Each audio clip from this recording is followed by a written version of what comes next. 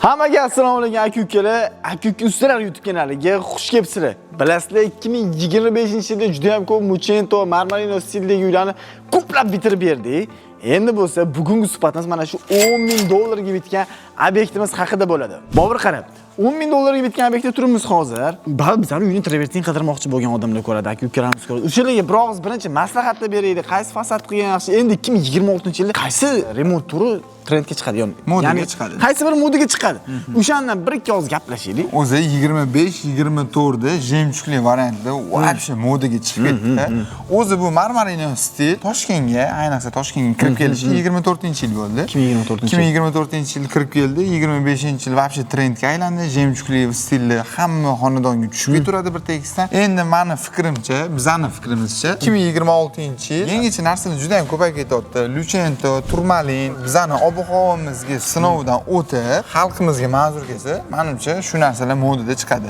Lekin yana bitta narsani aytib ketaman. Har doim yangi narsa chiqqanda, u kamida 6 yil modada turishi kerak. 6 yil modada turishi kerak. 6 yil, 8 yil atrofida. Chunki minalka chiqqan, minalkaning paytida o'zim davri bo'lgan. Travertin chiqqandan keyin, misol travertin stilli misol saru travertinlar oldin 3D bo'lardi.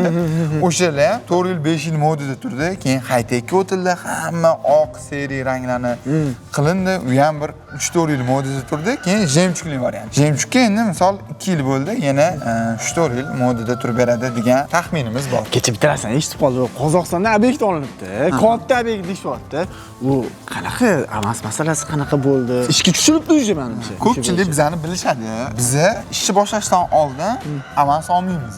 Qozog'istonda ham bordik. Okamlar bilan baraka qildik. Okamlar avans qanaqa masalasi bo'ladi deganlarda biz sirazi aytdik o'shanda. Biz ish boshlaymiz, 20%, 30% ishni ko'rsatamiz. Ko'nglingiz xotirjam bo'lgandan keyin avans beradi dedik. To'g'ri, lekin bizda ham ozgina xayol keldi. Musofirda ishlaymiz, begona yurt, begona odamlar. Lekin o'zimizga ishonamiz. Okamlarga aytdik, agar bizdan zo'r usta yoki bizdan zo'r narx etsa, biz ishlayotgan jarayonimizda sendan zo'ri bor ekan yoki sendan zo'r qilib berar ekan ishini desa, gap so'z yo'q, xafagarchilik yo'q. Biz shunday narsamizni olib chiqib ketishga ko'zimiz ham, kuchimiz ham yetadi. Zo'r, endi uy masalasida gaplashsak, $10,000 bitibdi bu. Nima stil deylardi bu? Bu obyektimizni okamlarni, og'aylarni uyini qilgan ekanmiz. Og'aylarni tavsiya qilgan ekanlar, keyin keldik. Okamlar bilan baraka qildik. Okamlarga 3 xil 4 xil variant qilib berdik. Bu variantimiz Leonardo deyiladi. Leonardoni ham turi ko'p. 45 gradusligi bor, atirgulligi bor, 90 gradusligi bor, turi ko'p. Bu aynan shu atirgulli deb biz nomlaymiz. Shu Leonardo fasonini tanladik. Travertin faktura bilan kombinatsiya qilib berdik. Zo'r chiqqan. Umumiy uyi kvadraturasi qancha chiqdi? Uyi umumiy kvadraturasi 955 kvadrat chiqdi. 955 kvadrat. 955 kvadrat chiqdi. Summasini aytganda, общий summada $10,000 bitdi shu. $10,000 lekincha zo'r tarafi mana bu uy egasini qiynalmagan tarafi men o'ylayman. Obetdan muammosi yo'q. Uyni shuni topshirgan, boshqa hech narsa bilan ishi bo'lmagan uy bitgan. Shunaqa holatda bo'ldi. Material misol uchun pulni o'zimizdan, obet o'zimizdan, lesa hamma narsa o'zimizdan bor. Bu xonadonni biz ishlayotganimizda hali ko'chib kelmadilar. Umuman o'zlari davlat ishida ishlar ekanlar. Faqat oddiy kuni kelganlar, shu oddiy kuni ko'rib ketardilar. Qolgan payt misol nimadir kerak bo'lib qoldi, misol bu narsa qolmay qoldi degan muammolar bo'lmagan haqiqatdan. O'zi eng qiyin narsa mana uyimda ham bor tegmadi, ya'ni uyda ustida ishlasa kimdir qolib turishi kerak ishdan. Обязательно. Undan ko'ra boshqa misol bizda misol akalar bor, qarolmaydigan bor, oilasida misol o'g'li yo'q, erkagi yo'q, xonadonlar bo'lib qoladi bir xil bir. Ana shunaqa vaziyatda menimcha hammaga qulay bo'ladigan vaziyat bu, hamma narsa ichida bo'lgani. Narx-navolar necha pul toshib ketmadi bu yilgi? Yo'q, narx-navolar o'sha esingizda bo'lsa 2024-yil shu sezonni boshida $10 deb skidka qilgan edik. Sezonni boshiga deb qilgan edik. Lekin hali ham narxni o'zgartira olmadik. Hali ham o'sha narxda ketyapti. Hali ham $10 turibdi. $10 hamma narsa ichida. Narx-navo $10. Endi shu $10 deganiga yillar davomida qanaqadir qiziq voqealar bo'lmadimi? $10 qolsa, shunaqa temalar. Bizda qiziq voqealar ko'p bo'lgan. Yaqinda ham yana bitta vaziyat bo'lib qoldi. Doda telefon qildilar. Endi yoshlari katta, ular ham tushunsa bo'ladi. Telefon qildilar. Salom alaykum doda, yaxshimisiz? Ha, rahmat dedilar. Ishingga garantiyami deyaptilar. Ha, garantiya. Sen $10 mi deyaptilar? Ha, $10. 3 etajda, faqat 3 etaj qilish kerak deyaptilar. Qilish kerak deyaptilar.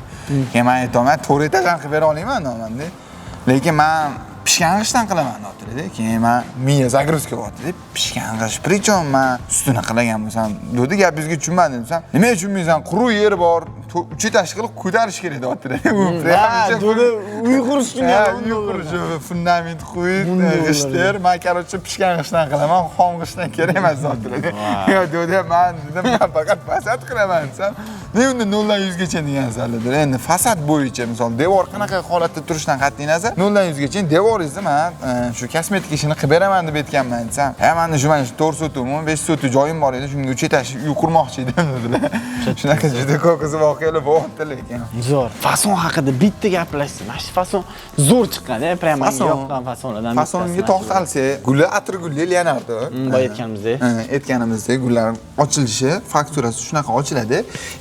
Plastrlarga shunaqa travertin fakturadan kombinatsiya qilib olganmiz. Qanaqadir bir xillik bo'lib qolmasin deb. Uyimizni ham ko'rishingiz mumkin. Shu travertin faktura va Leonardo faktura aralashtirilgan. Bunda ketma-ketligi nima shunda? Devorimiz suvoq holatda bo'lsa, agar birinchi sloy gruntovkasi o'tiladi, ikkinchi sloy chornovoy travertin, uchinchi sloy shu belovoy travertin bo'ladi, fakturalar ochiladi. Uni defektlarni yo'q qilish uchun ruchnoy shkurkalarni qilib, kamko'slarga qarab, birinchi sloy jemchuk beriladi, devor shimogandan keyin ikkinchi sloy дополнительный beriladi. Xudo xolisa shu holatga keladi. 1 kvadratli devorimizda 5 ta etap bo'ladi. Shuni kvadrati $10. Shuni kvadrati $10. Hamma narsa ichida. Buni aytmoq turib berish qanaqa, misol, qanaqa holatlarda bu zarar yechishi mumkin bunga? Yo'q, bu xudo xolisa turetskiy texnologiyada ishlab chiqariladi. Rainhouse brendi asosida. Bu xudo xolisa moyishi o'zimiz yomg'irimizga, ayniqsa O'zbekiston iqlimiga moslashgan, quyoshga ham, qorga ham, hamma narsaga chidamli, yomg'irga ham. Xudo xolisa mahsulotlarimizga ham 8 yildan 10 yilgacha garantiya beramiz. Xizmatimizga ham. Bunga qachon ziyon yetadi? Devor orqasidan yoki devor eski holatida sho'r, zax bo'lsa, o'sha sho'rni, zaxni to'xtata olmasdan ustidan fasad qo'ysa, sразу o'shanda misol ishib qolib, bunga zarar yetishi ehtimoli bo'ladi.